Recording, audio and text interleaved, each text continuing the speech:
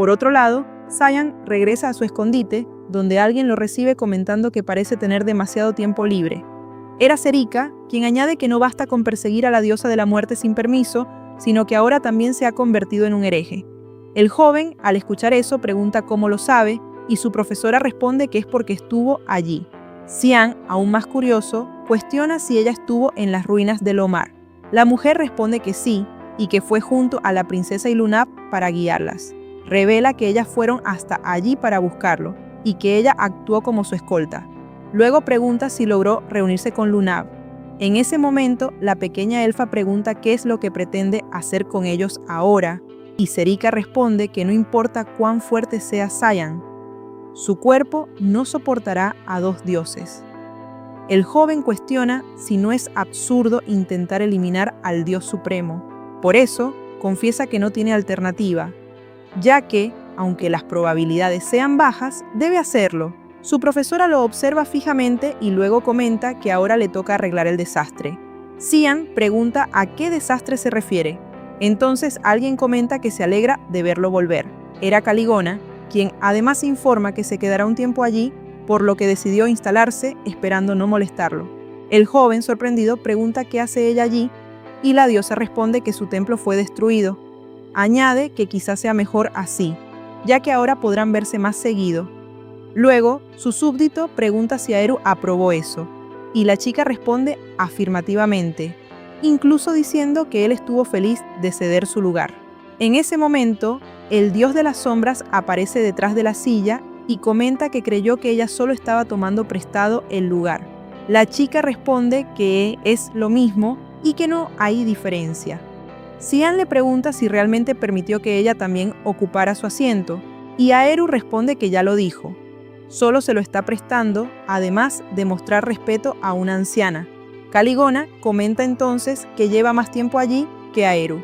Además, sabe que Cyan la necesita para eliminar a Lumendel y pregunta si acaso está pensando en retractarse.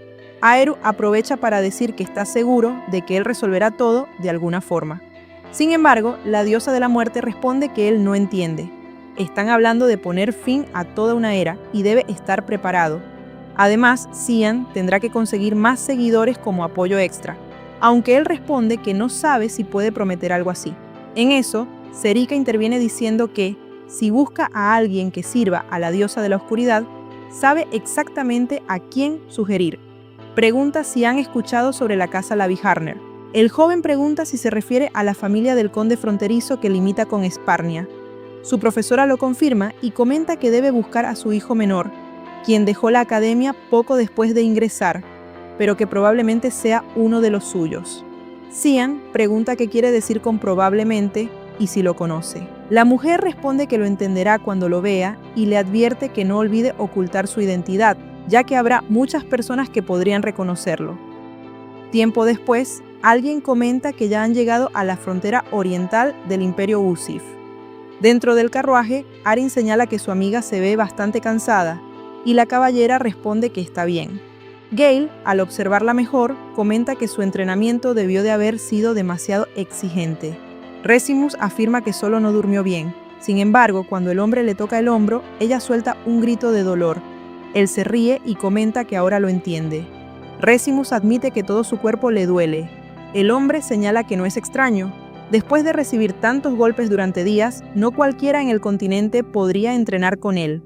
Aún así, le pide que continúe así, ya que tiene talento, lo que hace que la caballera piense que primero la provoca y luego la elogia, afirmando para sí mismo que él es muy malo. Arin, curiosa, pregunta por qué de repente se volvió tan educado y si la princesa Violet le ordenó comportarse así.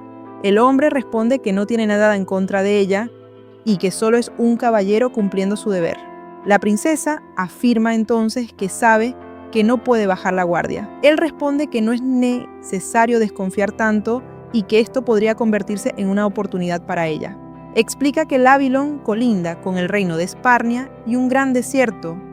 Además, la casa Laviharner, encargada de la frontera, posee el poder suficiente para levantar muros e impedir el ingreso de semihumanos al imperio. Por ello, establecer un vínculo con una familia así significa reforzar el dominio sobre la frontera oriental. Arin comprende la situación y afirma que, al proteger esa zona, la casa Lavie-Harner se ha convertido en una familia respetada dentro del imperio. Gran parte de ello se debe a la casa Louis Mille y a sus parientes políticos, quienes sostienen todo mediante apoyo financiero y comercial. Pero eso no es lo único que mantiene unidas a ambas casas. Recientemente, la casa Lavie-Harner asumió un problema perteneciente a la casa Louis Mille, mencionando el nombre de Barrett Louis Mille, o más bien, Barrett Lavie-Harner. Se revela que sufrió un ataque misterioso en la casa real y fue desheredado tras perder su capacidad de usar magia, por lo que ahora planean utilizarlo en un matrimonio político. Resimus comenta que podría protestar contra esa decisión de la princesa Violet. Sin embargo, Arryn responde que es inútil, ya que se trata de una orden imperial. Aún así, Gale le pide que no ponga esa expresión como si todo hubiera terminado. Ella, algo molesta, responde que eso es grosero y pregunta qué sabe él. El hombre responde que, para empezar, sabe que el mundo no se ha acabado y que ella aún no se ha rendido, por lo que le pregunta por qué no espera tranquilamente a ver qué ocurre. Esto deja a la princesa pensativa y a Resimus enfadada. En ese momento llegan y son recibidos por Frederick, el sirviente de la familia Lavie-Harner, quien afirma estar a su servicio. Gale piensa que es una falta de respeto que Barrett no haya salido a recibir personalmente a la princesa. Ella, por su parte, comenta que es un gusto conocerlo. El sirviente los guía hacia el interior. Entonces, Gale observa algo y piensa que parece que alguien está entrenando.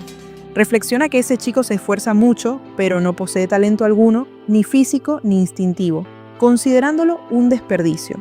El joven, por su parte, piensa que aún puede continuar y comienza a atacar el maniquí. En ese momento, Cyan lo observa y deduce que debe ser Schurz. No entiende por qué Serika lo recomendó, ya que, aunque se esfuerza mucho, resulta doloroso ver lo malo que es, por lo que decide observarlo un poco más. Ya por la noche, Cyan reconoce que al menos tiene determinación. Después de practicar todo el día, se acerca al chico, se disculpa por interrumpir y comenta que lo ha visto entrenar sin descanso, preguntando si pueden hacer un poco de sparring. Toma una rama y afirma que usará eso como arma, preguntándole qué opina. El joven, agotado, pregunta si fue enviado por sus hermanos para burlarse de él, y le pide que lo deje en paz. Sin embargo, un ataque se dirige hacia él. Logra esquivarlo por pura suerte, mientras el golpe corta el maniquí por la mitad. Cyan responde que, si consigue resistir, promete no eliminarlo. Luego adopta una posición de combate y le pide que se prepare, llamándolo por su nombre, Schurz Lavie-Harner. Schurz Lavie-Harner se levanta lentamente y se pregunta qué fue eso de repente, mientras reflexiona que su oponente conoce su nombre. También comprende que, si puede lanzar energía de espada usando solo una rama, no tiene ninguna posibilidad de ganar.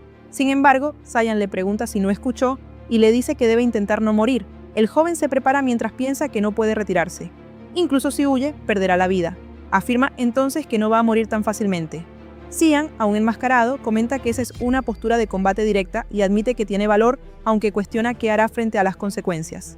En ese momento, Schurz Lavie-Harner se lanza al ataque, pero el enmascarado, con un solo movimiento, rompe la espada del joven caballero y lo deja sin palabra. Acto seguido, lo golpea y lo hace girar por el aire mientras comenta que eso está por debajo de lo que esperaba.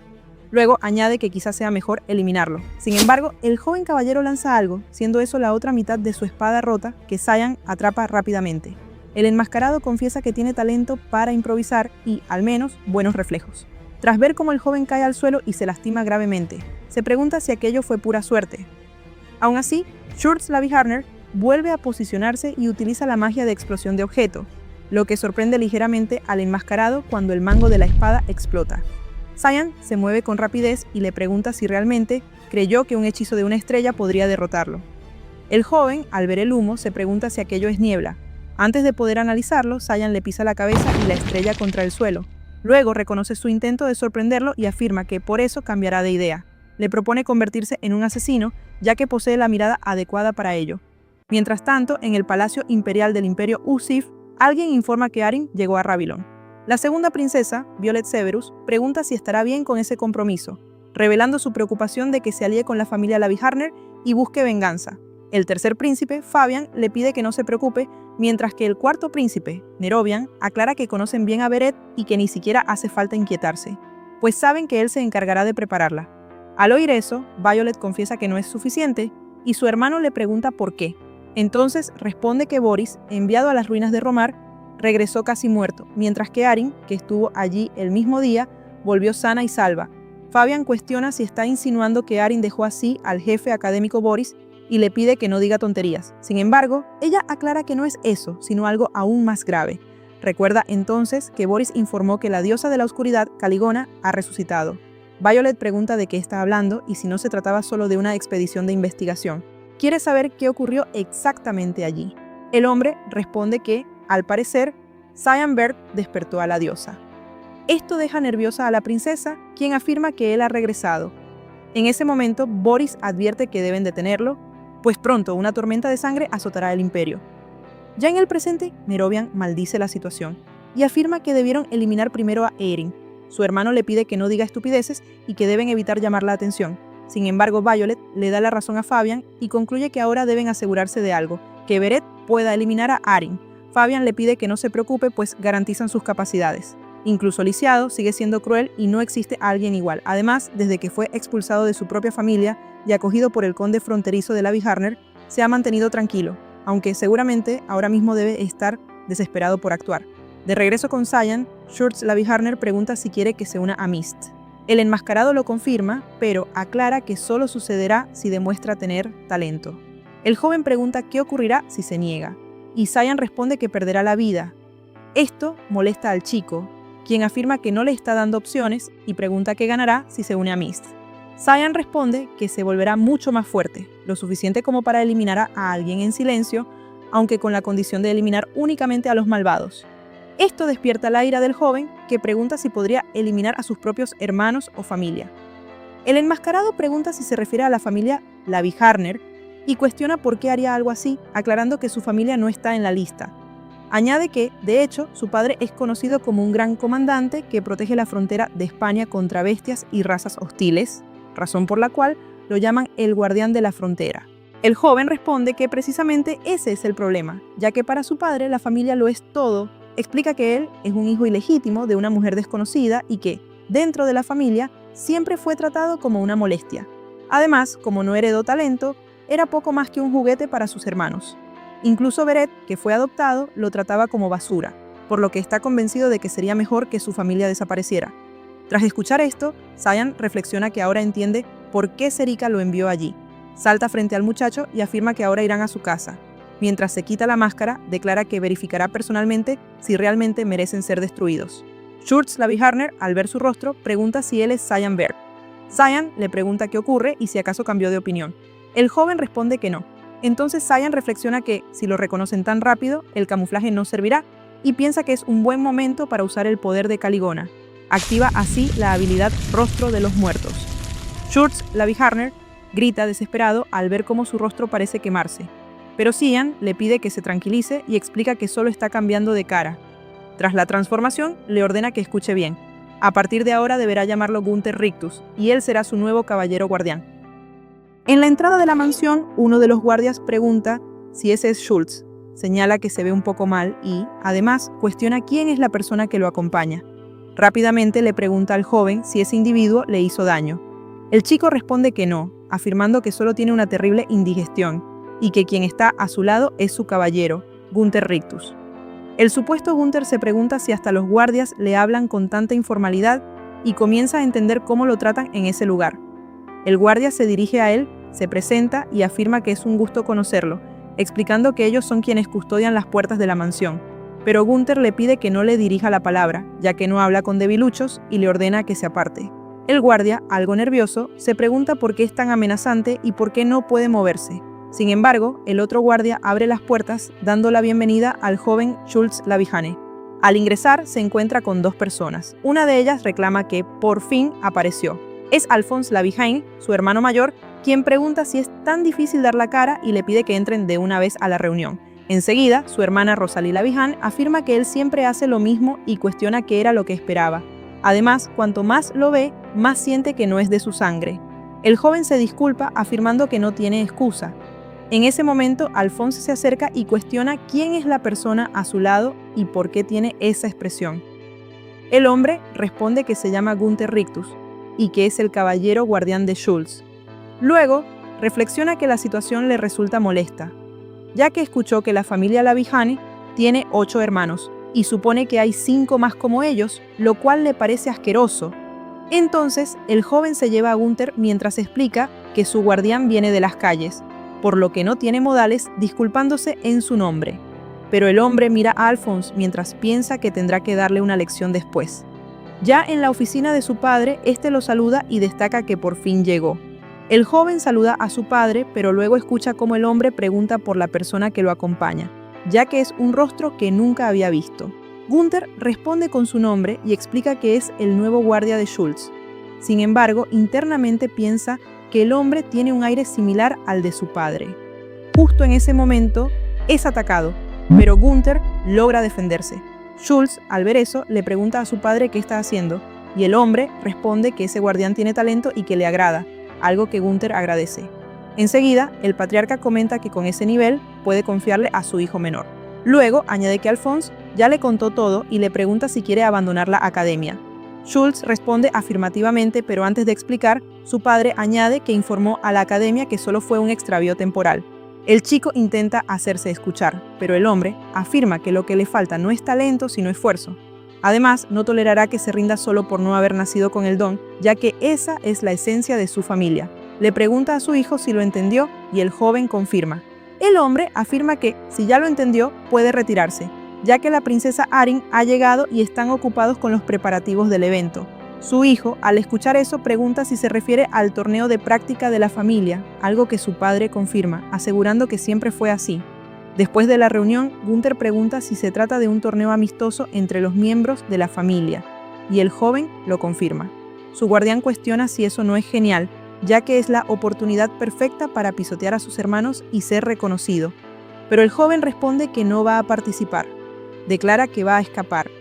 Gunther pregunta si tiene miedo de recibir una paliza, y el joven responde que él también lo vio. Afirma que es la vergüenza y el fracaso de su familia, y que no importa si participa en el torneo, ya que solo será el hazmerreír de todos. Sin embargo, Gunther lo consuela y le pide que no se preocupe, asegurando que esta vez será diferente. Dice que comerán bien hasta que llegue el torneo, invocando una pequeña caja. El joven, al ver eso, le pide hacer cualquier cosa menos eso, pero su guardián responde que no hay otra opción.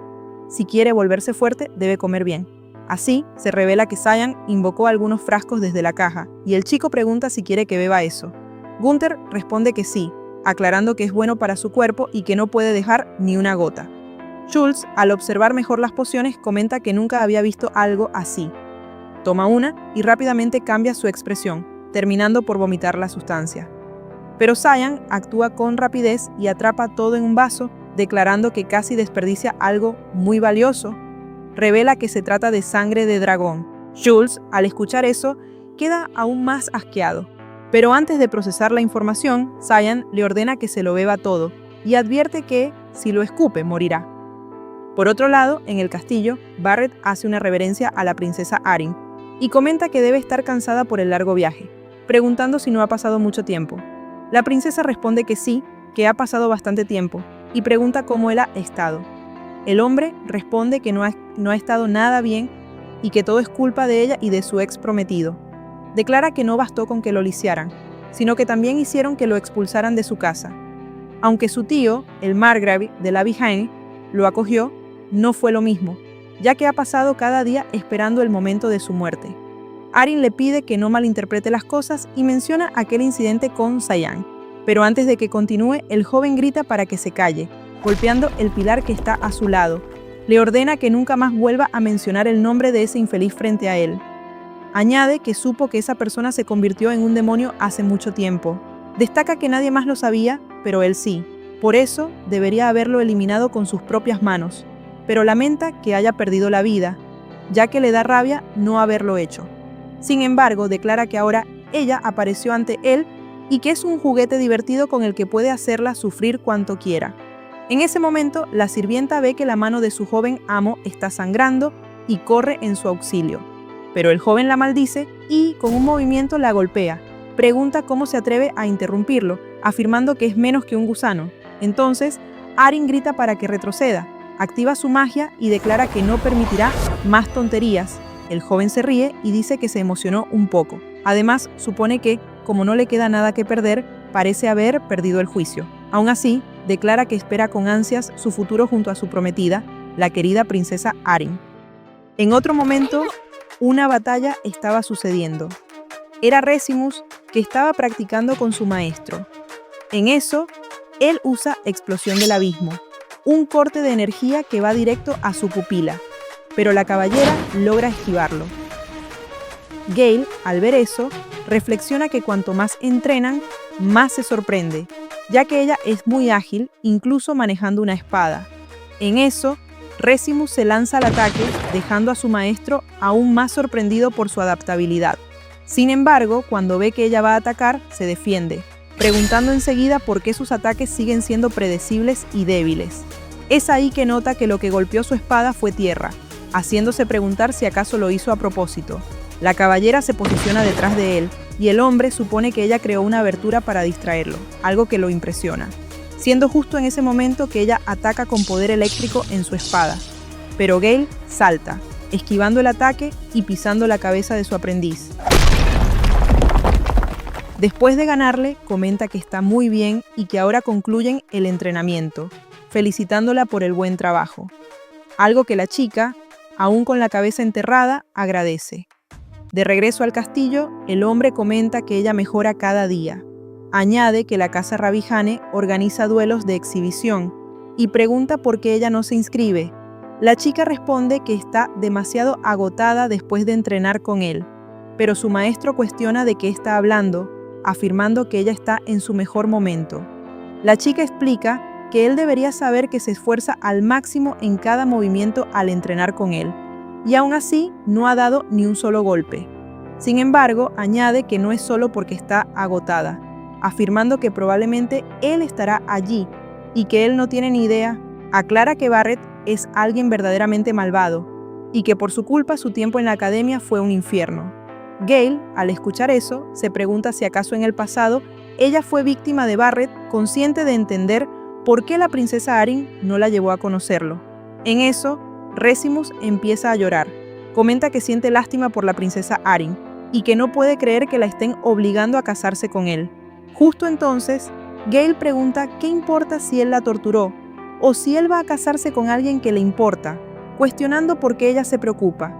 Comenta que su espada siempre lucía como nueva porque siempre la mantenía envuelta en un aura protectora y que hacía mucho tiempo que no se dañaba tanto, siendo que eso pasó por su culpa, ya que ella lo hizo.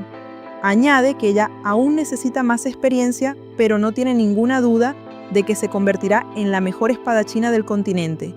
Por eso, ella debe seguir esforzándose por mejorar aún más, ya que así nadie podrá tocar a la gente que le importa. Eso hace que la chica sonría para luego confirmar que hará eso. Por otro lado, alguien anuncia que comenzarán los duelos de exhibición y pide que los participantes tomen sus posiciones.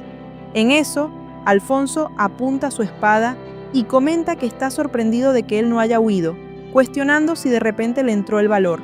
Mira a su oponente, que es Schultz, y afirma que no importa, que aún así será el alivio cómico en esta inauguración. Cian, por otro lado, está mirando la situación y reflexiona que lo está insultando delante de toda esa gente y que es un hermano mayor horrible. Enseguida añade para sí mismo que ha pasado un tiempo, ya que no la había visto tan de cerca en años. Se pregunta qué hace la princesa Arin ahí, y aunque sea una orden imperial, esto no le parece bien. Mira a la persona que está a su lado y se pregunta cómo puede estar comprometida con un canalla como él, y pensó que sería mucho más miserable viviendo sin poder. Empieza a enojarse y afirma para sí mismo que lo pondrá en su sitio pronto. Es así que anuncian que la pelea puede empezar. Alfonso se pregunta qué hará con él. Cuestiona si la especialidad de él es golpear. Añade que las palizas que él recibió en la academia no fueron suficientes. Al escuchar eso, Cian reflexiona que él también es de la misma familia y tiene peores calificaciones. En eso, Alfonso activa su poder mágico y declara que cree que ese es el momento perfecto para probar su nuevo movimiento, moviéndose rápidamente detrás de su hermano menor y declarando que se acabó. Pero Schultz logra contraatacar. Pero no solo eso, también rompió la espada de Alfonso. Enseguida, el joven declara que él es demasiado lento, que sus movimientos y el flujo de su maná son visibles y que pudo ver todo. Añade que cree que ni siquiera necesitará usar magia. cerrando el puño y desferiendo un golpe en la cara de su hermano. Todo el público queda sorprendido y hasta su padre queda en silencio, pues justo ahora Schultz, el más débil de la familia, derrotó a alguien. En eso, el joven reflexiona que derrotarlo no cambiará su posición en esa familia. De hecho, podría incluso empeorar el acoso. En eso, recuerda cuando Saiyan dijo que no bastará con ganar el duelo de exhibición. El joven pregunta por qué, y su maestro responde que derrotarlo una vez no significa que no volverá por venganza. De hecho, le dará solo más motivos para guardar rencor. En eso, Schultz pregunta que en ese caso, ¿qué debería hacer? Así que Saiyan responde que tiene que asegurarse de que él nunca más se meta contigo, que debe dejar una impresión que les haga temer por el resto de sus vidas. Ya en el presente, Schultz empieza a golpear a Alfonso, dejando al público sorprendido, hasta que Rosalind cuestiona qué está haciendo él y que si no se detiene, va a eliminarlo. Por su lado, Saiyan sonríe y piensa que eso sí es dejar huella. Así que declaran que es una victoria, que el primer combate es para el joven maestro Schultz. Es entonces que Rosalind pregunta por qué él la mira así, cuestionando si él la está amenazando.